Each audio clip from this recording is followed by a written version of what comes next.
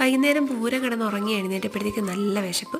ഡിന്നറിന് ചോറൊന്നും വേണ്ട, മക്രോണി ഉണ്ടാക്കി കഴിച്ചോളാമെന്ന് ഞാൻ പറഞ്ഞിട്ടുണ്ടായിരുന്നു ആൻറ്റി അടുത്ത്. അതുകൊണ്ടായിരിക്കും എനിക്കിന്ന് നേരത്തെ വിശപ്പ് തോന്നി.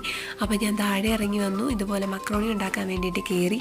എൻ്റെ കുറച്ച് പെന്നാ പാസ്ത ഉണ്ടായിരുന്നു, എങ്കിലും എനിക്ക് മക്രോണിയാണ് കൂടുതൽ ഇഷ്ടം. അതുകൊണ്ട് മക്രോണി തന്നെ ഉണ്ടാക്കാമെന്ന് വിചാരിച്ചു.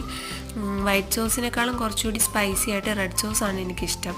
അപ്പോൾ പിന്നെ റെഡ് സോസ് പാസ്ത തന്നെ ഉണ്ടാക്കി ഞാൻ.